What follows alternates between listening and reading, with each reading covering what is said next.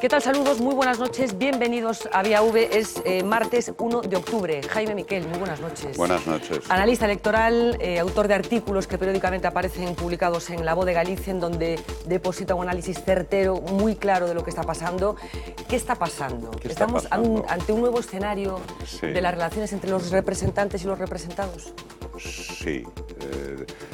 Bien, resumiendo, ¿no? Se han producido cambios profundísimos en el comportamiento electoral de los españoles desde el año 2008, que es la expresión máxima del bipartidismo. A partir de ahí, pues, digamos, se ha producido una desconfianza progresiva generalizada en la clase política, que a su vez ha arrastrado a la generalidad de las instituciones. De modo que a día de hoy, bueno, pues los políticos y los partidos políticos son percibidos como problema, son percibidos como castas o familias corruptas que plantean problemas que se protegen entre ellos, que no representan a los ciudadanos por una proporción creciente de electores, ¿no? Decía que esto comienza en el año 2010, digamos, el inicio de esta desmovilización a partir de electores del PSOE y continúa en esta legislatura a partir de otros del PP, hasta el punto de que ahora mismo hay 11 millones de electores del bipartidismo del año 2008 que se han marchado de los dos grandes partidos. ¿Ha habido ya manifestaciones concretas de ese proceso que nos está comentando? Alguna en Galicia. Hace un año había elecciones autonómicas e irrumpe una nueva fuerza política con unas características muy especiales. Vamos a ver un pequeño vídeo porque comentaba que Alternativa Galega de Esquerdas representa un poco ese tsunami que ha arrasado las convenciones electorales, pero hay más ejemplos, no solamente en España, sino en otros puntos de Europa. Vamos a verlo. AGE es el ejemplo más próximo. Una coalición entre un partido nacionalista recién creado y otro sin representación supera los 200.000 votos y logra 9 diputados. No contaba en absoluto con este resultado. En las últimas elecciones en Cataluña se produce un fenómeno parecido. Con ideologías divergentes, partidos minoritarios ganan terreno. Ciutadans multiplica por 3 el número de escaños y logra más del doble de votos. Cuando un partido habla nítido y claro, crece. Cuando un partido se abstiene, pierde. Una formación inédita, la CUP, independentista y antisistema, consigue 3 diputados. El último estudio del CIS, publicado en agosto, incide en el declive de los dos grandes partidos. El PSOE seguiría empeorando su pésimo resultado de las últimas elecciones. El PP habría perdido desde entonces al 12,5% de su electorado. Enfrente, otras formaciones al alza, no solo nacionalistas periféricas. Izquierda Unida y UPyD lograrían incrementar notablemente sus aspiraciones. El rupturismo con los partidos mayoritarios en las democracias europeas que más han padecido la crisis ha ido incrementando sus adeptos en los últimos años. Como ejemplos, la Syriza griega, segunda fuerza con más del 27% de los votos.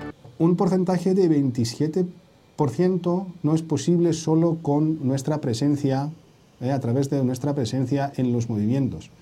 Necesitamos un programa muy bien estructurado, una propuesta alternativa para el pueblo griego.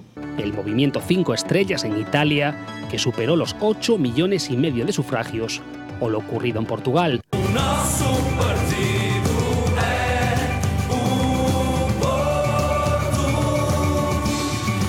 Donde las recientes elecciones municipales le han dado la alcaldía de Oporto, la segunda ciudad del país, a un independiente. ¿Ha cambiado la forma de hacer política? ¿Estamos ante el fin del bipartidismo? ¿O es solo un fenómeno transitorio provocado por la crisis?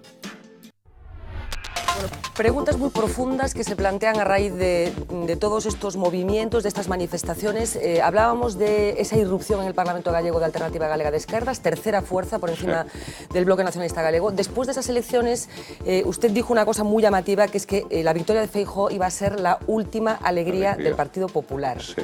¿Por qué? Bueno, porque era el último ámbito donde se celebraban unas elecciones donde podría tener unos resultados aceptables, ¿no?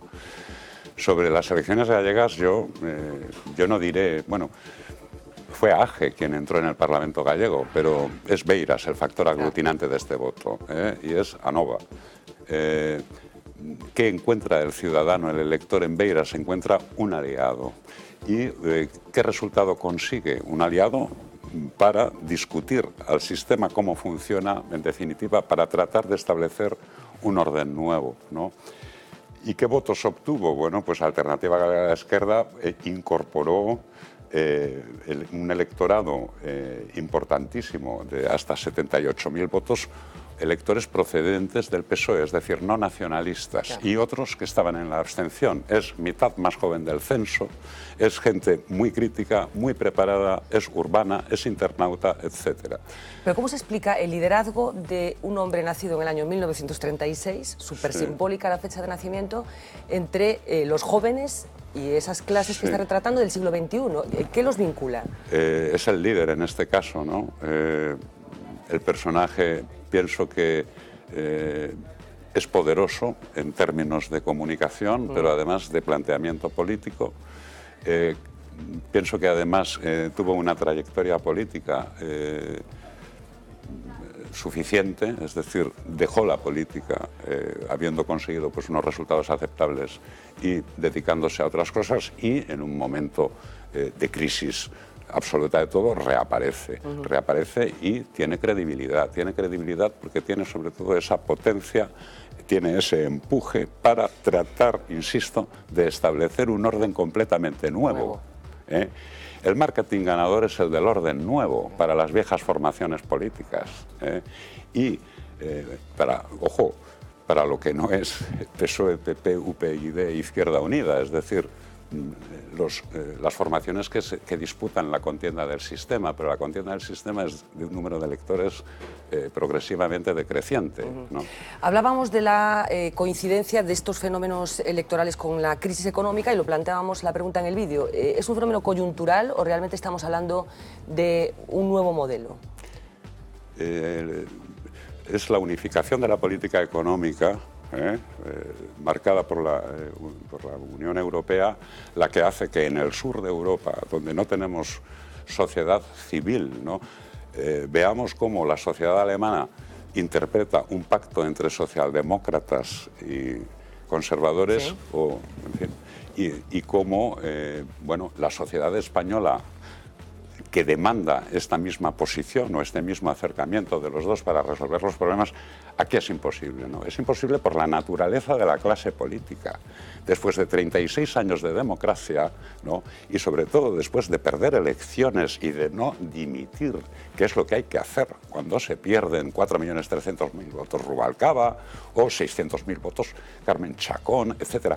O después de que el tesorero está en la cárcel y salir a decir, oiga usted, en mi partido no hay financiación ilegal, y el líder de la oposición decir, y en el mío tampoco, ¿no? Porque así es como se expresa cuando va a tratar de rentabilizar. En fin, cuando el ciudadano ve todas estas cosas, lo que necesita es otra clase de representantes, lo que necesita es reorganizarse y terminar con toda esta indecencia, que es como lo percibe como indecencia. Y a mí una de las mayores perplejidades es la falta de reacción entre los líderes y los responsables de esos dos grandes partidos. ¿Ellos no son capaces de detectar lo que está sucediendo o simplemente les da igual? Yo pienso que les da igual, o sea, son plenamente conscientes, ¿no? Lo que pasa es que el sistema propicia cierta estabilidad, ¿no? Es decir, no están al resultado electoral. Si estuvieran al resultado electoral, pues habrían producido las transformaciones que hay que producir para renovar la oferta, para tener un proyecto ilusionante, ¿no? No están a eso, están al poder, ¿no? Es decir, eso es evidente, eso es palmario. Puedo poner ejemplos, pero cuando un exministro va a un territorio a querer ser el líder para que le arrolle el partido contrario, ¿no? Que es un caso, por ejemplo, Comunidad Valenciana, dices, bueno, aquí está esta gente, ¿no? Es decir, jamás quisiera yo ponerme ahí. Él sí, ¿por qué? Porque quiere ser el jefe de los socialistas valencianos, ¿no? Entonces, cuando aparece Rubalcaba explicando por dónde ir o si irá a las primarias, ¿no? O sea, la gente ya dice, pero ¿qué pinta esta persona aquí, no? ¿Están cometiendo un ejercicio de irresponsabilidad los dos grandes partidos? A estas alturas se han transformado en familias, ¿no? Están de espaldas a la sociedad. Sus electorados han envejecido, han perdido los votos. El PSOE está en 5 millones de votos y el PP está en 6 millones. Y los vamos a ver a los dos hacia los 3 largos 4 millones en europeas. Eso es lo que hay, esa es la mayoría silenciosa a la que se refiere el otro. Efectivamente. Es decir, no tienen nada, ¿no? Y cada vez menos. ¿Y qué van a hacer esos 7 millones de españoles que se han descolgado? ¿Qué va a pasar con ellos? Son 11 millones y hay unos 8 millones y medio que regresarían, en fin, que configuran un espacio electoral que hemos denominado espacio ciudadano de ruptura de las sociedades endeudadas del sur de Europa, porque es común, ¿no?, a este tipo de sociedad, este tipo de político, este tipo de política unificada y este tipo de crisis económica, ¿no?, y de corrupción. Bueno, entonces tenemos un volumen de unos 8 millones y medio de los que perfectamente se pueden aglutinar para las elecciones europeas 1.200.000 votos, ¿no? ¿Cómo? Sumando las plataformas ciudadanas. Estamos hablando de Democracia Real ya, estamos hablando de Red Ciudadana y ahora Tú Decides, por ejemplo, de esas tres, sí, ¿no? Estamos hablando, efectivamente, veo que las tienes... son las formaciones más o menos que están. Democracia Real ya, yo por lo que veo en la red, no, me parece que es marca, no es otra cosa. Ahora Tú Decides, sí son auténticos, o sea, todos estos son organizaciones o movimientos ciudadanos que surgen en el 15M. Claro, ¿no? Eso le iba a preguntar también, porque, perdona que le interrumpa, pero se ha dicho que del 15M no quedó nada, que de aquellas ocupaciones masivas de plazas públicas, bueno, se levantaron los campamentos y que no quedó nada. ¿Estos movimientos y esto que está pasando, de alguna forma, son hijos de ese 15M? Digamos que es el 15M organizándose en modo electoral, ¿no? Hay 3 formaciones. Ahora Tú Decides, muy vinculado a las mareas, pienso yo, muy cerca, muy en la órbita de Izquierda Unida, y estar en esa órbita es estar en la vieja política, y es quedarse en el siglo XX, y es en definitiva fracasar. Y luego está ADRI, que es marca más bien, pienso, y luego está Red Ciudadana, Partido del Futuro, que están inspirados en Manuel Castells, que es ahora mismo, bueno, Manuel Castells es precoz, siempre ha sido precoz, ¿no? Pues ya tiene comunicación y poder, ya tiene redes de indignación y esperanza, es decir, ya tiene un conocimiento profundo y estructurado de la sociedad en red del siglo XXI, la autocomunicación social. Bueno, o sea que estas plataformas son las que están llamadas a aglutinar... digamos, son las que están organizándose en la red, que es donde cada vez se deciden más votos para tratar de presentarse a las elecciones europeas, ¿no?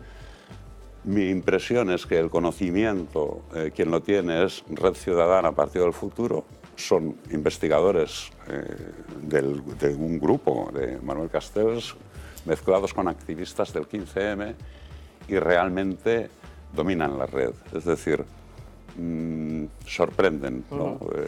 Colmatan el espacio público o saltan a los medios convencionales cuando quieren, por ejemplo. Acaban de saltar a los medios ahora con su programa económico, ¿no? Es decir, eso lo controlan ellos. No es...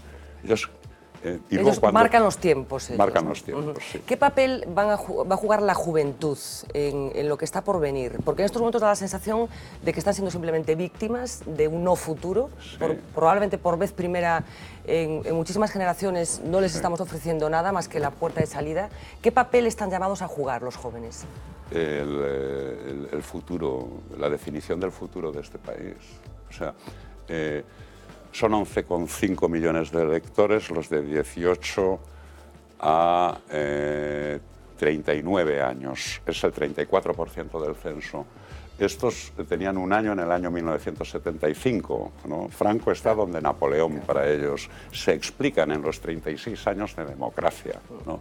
Estos son los que pueden decir, bueno, Y en estos 36 años, ¿qué ha pasado con la desigualdad social? Es la misma, ¿no? Aquí el 20% que más gana, gana 6,5 veces más que el que menos. Somos líderes en Europa en estas cosas, ¿no? ¿Qué ha pasado con los poderes? Aparentemente son los mismos. ¿Qué fue la transición política? La sentencia del Tribunal de la Unión Europea sobre la legislación hipotecaria nos dice que hicieron, ¿no?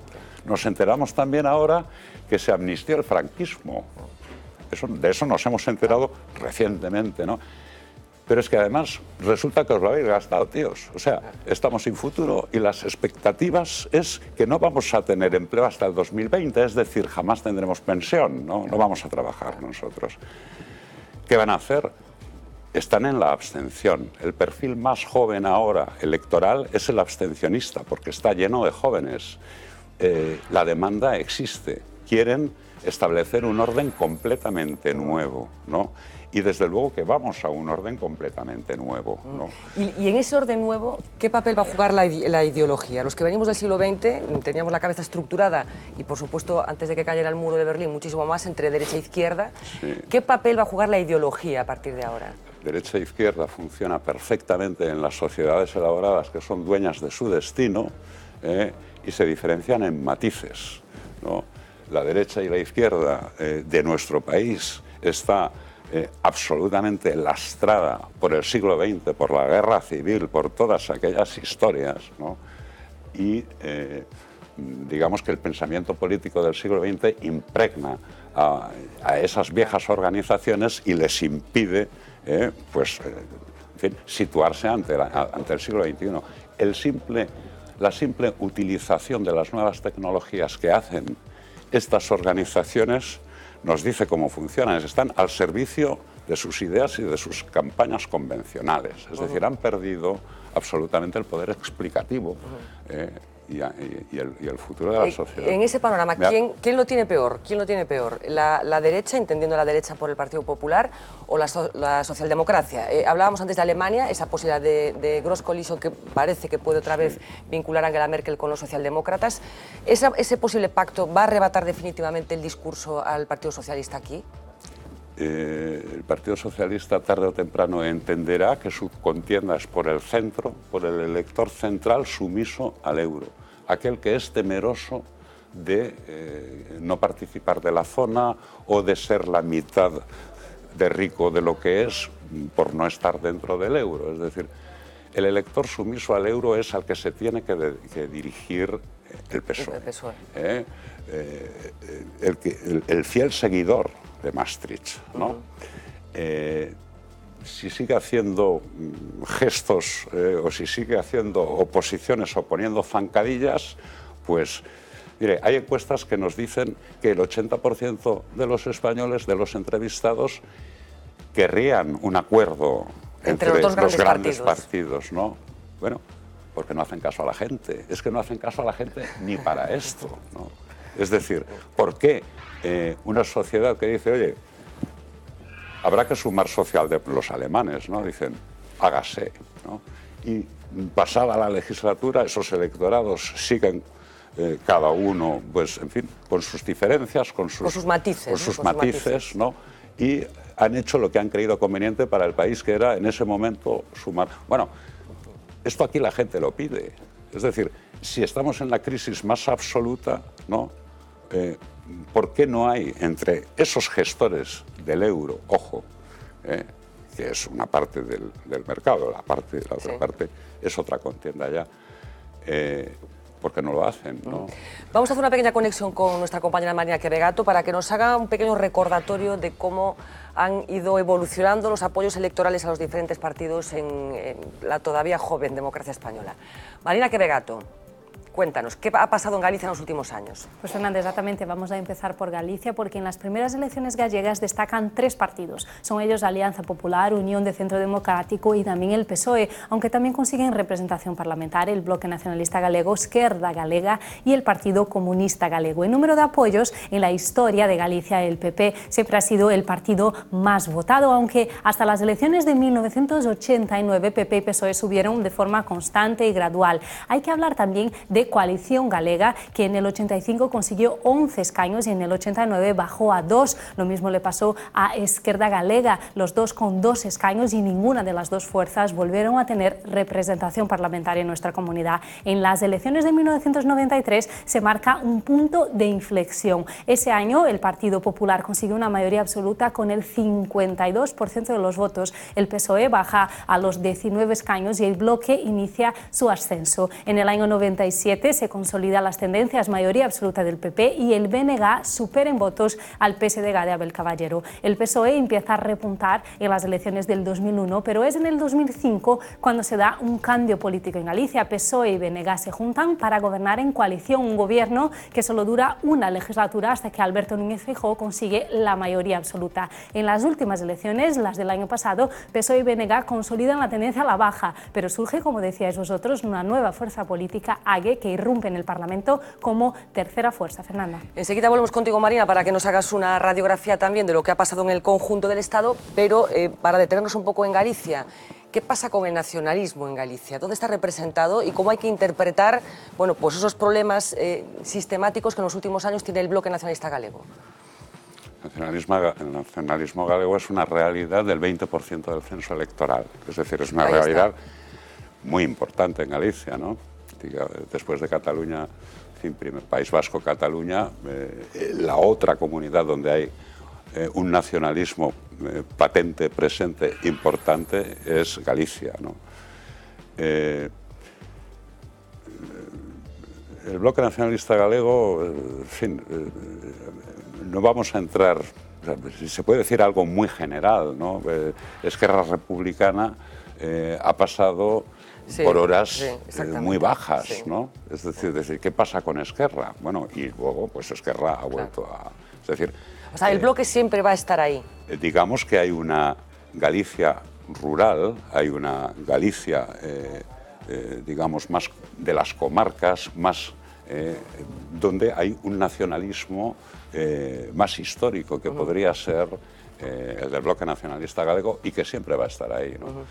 AGE es un fenómeno, ANOVA. AGE es un invento, es decir, ANOVA no tenía ninguna necesidad de invitar a Izquierda Unida. ¿El resultado hubiera sido el mismo? Hubiera sido exactamente igual. Izquierda Unida es una fuerza política residual en Galicia, de 14 concejales en elecciones municipales.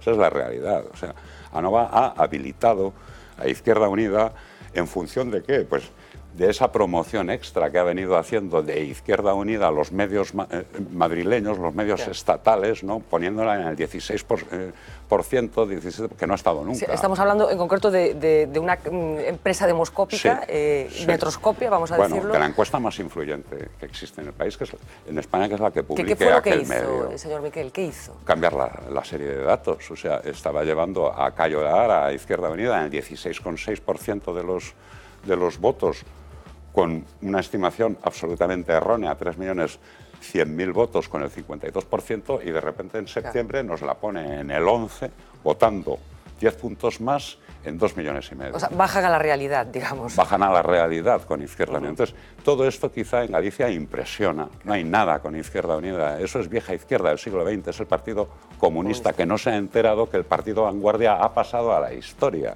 La vanguardia es ahora ciudadana, ¿no? La vanguardia está en la generación más joven. Entonces, te digo, no es AGE, es ANOVA. ANOVA. Vamos a seguir hablando de Galicia.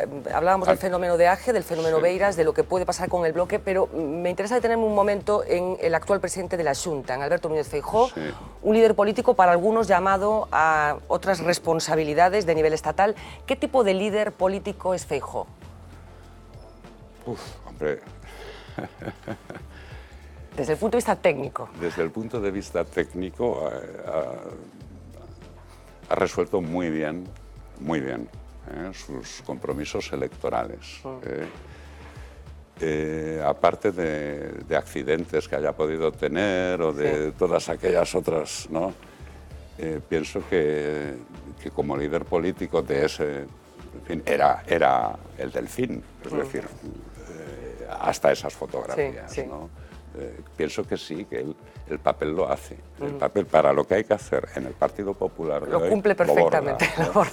Sí, creo que es un buen... Vamos a hacer otra conexión con Marina. Hablábamos de Galicia, pero nos interesa también detenernos en esas tendencias que comprometen a la totalidad de España. Marina, cuéntanos. Pues Fernanda, que para analizar la evolución del voto en España vamos a empezar echando un vistazo general. Vemos cómo el PP y el PSOE han estado históricamente a la cabeza. Podemos comprobar también cómo el Partido Popular tiene una tendencia al alza, con la excepción de las elecciones del 2004, mientras que el PSOE tiene una historia con más altibajos. También de altibajos es la evolución de Izquierda Unida, ya lo comentabais vosotros. Ella tuvo su auge en 1996 y en los últimos comicios ha conseguido 11 escaños, 9 más que en las anteriores elecciones. CiU, PNV y Esquerra Republicana de Cataluña mantuvieron una tendencia constante a lo largo de los años. Destaca CiU, que ha subido 6 escaños en las últimas elecciones. Estos son los partidos que siempre han tenido representación parlamentaria, pero si analizamos año a año, vamos viendo cómo la Cámara Baja ha ido cambiando a lo largo del tiempo. El número de partidos oscila entre los 10 que consiguieron representación en el 2008, por ejemplo, y los 13 que se sientan actualmente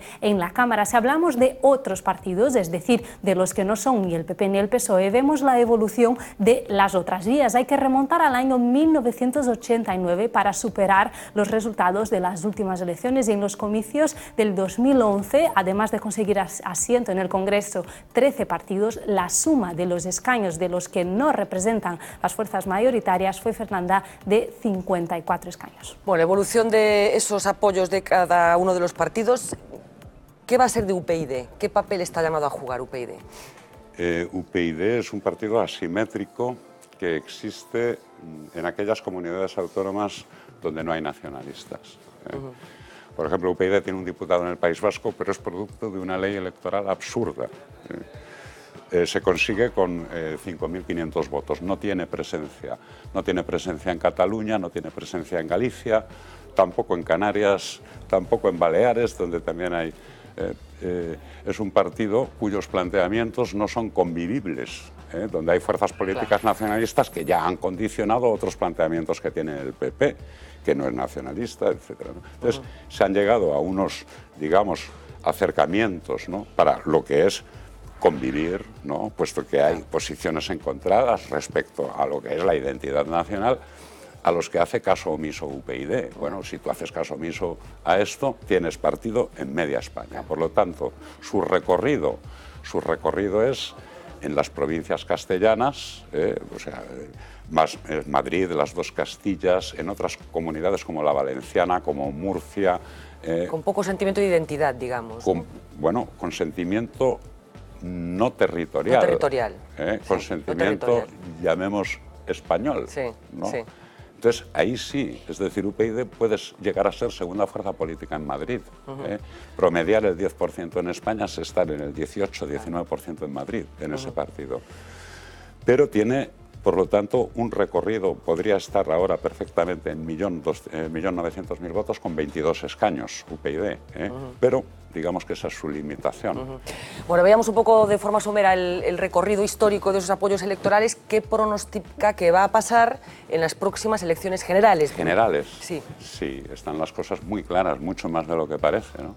Es decir, si no hay cambios sustanciales, si no hay una reincorporación al voto, ¿no?, de estos electores situados en la ruptura, que se reincorporarán con una candidatura que vaya a establecer un orden nuevo, si no seguirán en la abstención. Bueno, si las cosas tal como están ahora, pues están con un PP en 6 millones de votos, sí, que son 138 escaños, que esos, el 32% aproximadamente de los votos válidos.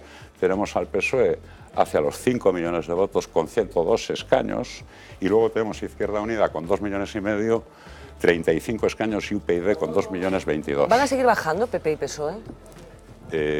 Van a seguir bajando PP y PSOE. Digamos que el PSOE ya tiene un descenso mucho más moderado, aunque ha perdido 2 millones de votos en la legislatura, que es mucho. Y depende de ellos.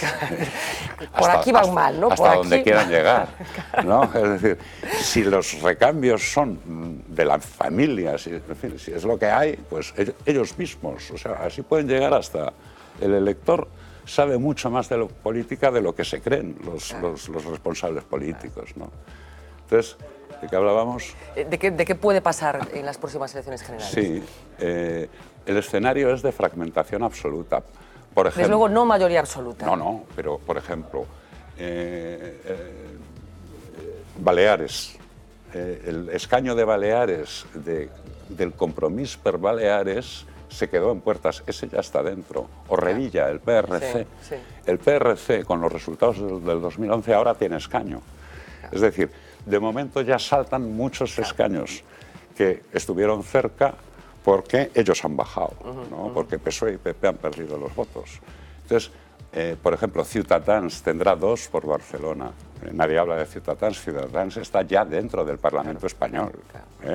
Y esa fragmentación supongo que al final lo que va a provocar es que el único pacto suficiente sería entre los dos grandes. Efectivamente. Ya no suma nadie con nadie. Estamos igual que en Grecia y en Italia y en Alemania. Claro, estamos todos igual. Claro. Pero con una cultura del pacto completamente distinta. Totalmente diferente, ¿no? Absolutamente diferente. En Alemania pues, puede ser hasta razonable.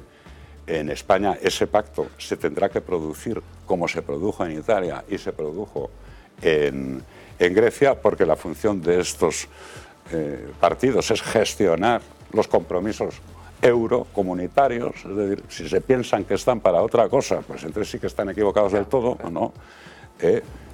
Se tendrá que producir si no hay otra solución, ¿no? Y a partir de ahí, bueno, pues pasará lo que está pasando en Italia, lo que está pasando en Grecia, que se destruyen esos viejos electorados porque no hay cultura política y se va a una reorganización, ¿no?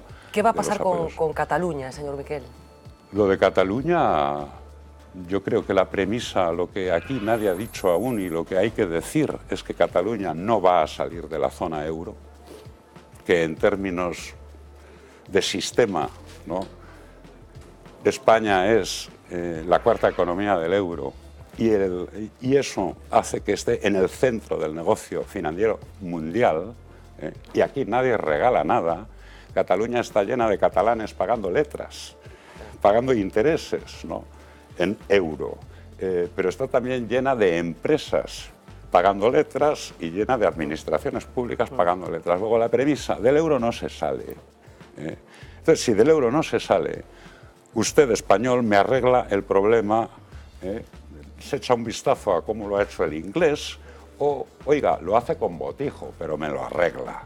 Lo hace a la española, si quiere, pero me arregla el problema, porque nos va el negocio a todos. Entonces, lo de Cataluña tendrá una solución.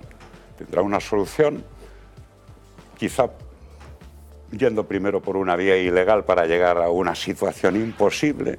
Y que no haya más remedio que solución. Y que no haya más remedio. O tendrá una solución, en fin, anticipada y pactada, ¿no? Bueno, uno de los artículos de Jaime Miquel en La Voz de Galicia hablaba de la inexplicable sonrisa de Dolores de Cospedal, coincidiendo con uno de los episodios múltiples que tienen que ver con el caso Bárcenas. Creo que en concreto era con la destrucción de esos discos duros. Usted, que ha trabajado con políticos, asesorándolos en muchos casos en los últimos 30 años, ¿qué les pasa por la cabeza? ¿Cómo es posible que reaccionen de esa manera? Ponemos este ejemplo de Cospedal, pero habría muchos que poner en estos últimos 2-3 años. Hombre, es una pregunta muy genérica, ¿no? Sí, ¿Qué les ha pasado? Sí. No, hay de todo, ¿no? Hombre, yo hay algo que llamo... ¿Cómo es posible que estén gestionando? En el caso ahora concreto pregunto por el Partido Popular, ¿cómo es posible que estén gestionando como están gestionando la crisis de los papeles de Bárcenas? Bueno, hay la sensación de que somos un poco tontos todos los demás. Sí, yo digo que, hombre, uno está viendo la televisión y que te digan es que nosotros no, y que lo nieguen todo de esa forma, pues el elector medio es el que dice, pero mira que sois tontos, ¿no? Es decir, ¿pero de qué vais? ¿Pero qué os creéis que somos nosotros, ¿no? En fin, nos ofendéis, ¿no? Cuando aparecéis ahí a decirnos que nosotros no. ¿Cómo que vosotros no? ¿Pero de qué estamos hablando? ¿Pero quién se atreve a tocar el ordenador de alguien que persigue la justicia, ¿no? Entonces, ¿qué le ha pasado con su sonrisa? Que es muy frívola, que nadie le ha dicho antes que no tiene un asesor que le diga, oye, cuando hables de Bárcenas no sonrías. ¿Pero es posible que no tengan asesores que les digan estas cosas tan elementales? Mira, claro, porque se supone que el partido que sustenta el gobierno de España, sí, que estas cosas como que se dan por descontado. Yo no sé, yo sí puedo decirle que, por ejemplo, es muy difícil en estos grandes partidos, ¿no?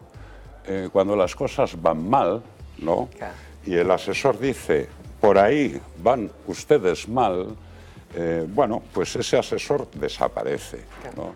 Y al final quedan pues los pelotas, los cortesanos, ¿no? Los que les ríen todas las gracias, los que les dicen, tú se lo explicas que sabes hacerlo, etcétera, ¿no?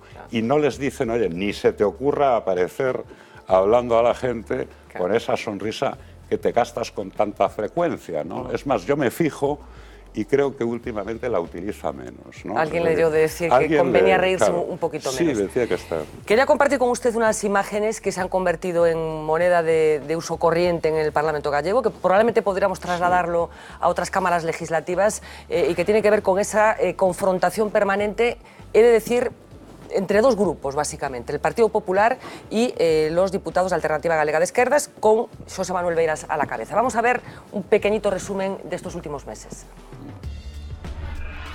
Só lle queda unha cousa, ir en coalición electoral co señor Dorado ás próximas eleccións. E non me diga que quero protagonismo, simplemente son un diputado digno. Vostedes os que teñen vínculos á cuestión co narcotráfico. Retiro eu porque teño capacidade para elo. Fascismo, no, perdone.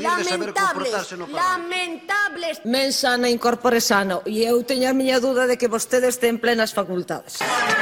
Tranquilidade. Tamén lle fan unha felación intelectual ao Santo Padre. Chamo a orde, chamo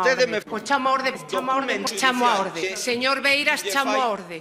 Por favor, señor Fajardo. Señor Beiras, non ten vostede a palabra. Escoite con respeto o que... Señor Fernández, chamo a orde. Señor Fernández, chamo a orde. Faga o favor. Señor Fernández, señora Martínez, chamo a orde por terceira vez e pídolle que abandone o hemiciclo. A próxima sesión tampouco vai a proceder vostede a estar aquí. Señor Calviño. Señora Díaz. Ten conciencia vostede, durme polas noites. Respetemos as iniciativas. Silencio, por favor. Respeta as institucións. Outra vez. Bueno, pues me parece moi ben. Faga o favor. Bueno, es un pequeño ejemplo, falta en la relación el famoso puñetazo de Xosé Manuel Beiras delante del escaño del presidente de la Xunta de Galicia. ¿Cómo hay que interpretar esto que está pasando? ¿Ha entrado la calle en el hemiciclo? ¿Forma parte de una estrategia? ¿Saben perfectamente lo que están haciendo? Yo pienso que saben perfectamente lo que están haciendo. Beiras ya golpeó con el zapato en el escaño a Fraga. Hará 15 años, más años, ¿no? Sí. Eso ya lo hizo antes un líder soviético, ¿no? Khrushchev.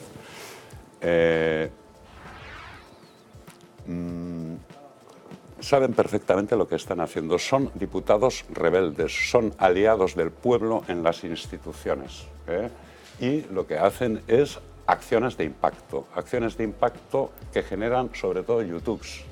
Es decir, ese golpeo en el escaño de Feijóo pues puede rondar, lo digo a ojo, pero puede estar en 500.000 de visitas. Ese tipo de acción...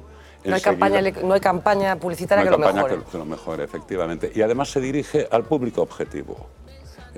Luego está haciendo lo que tiene que hacer, que es rebelarse dentro de las instituciones. Esto es una pantomima, ¿no? Y escenificarla.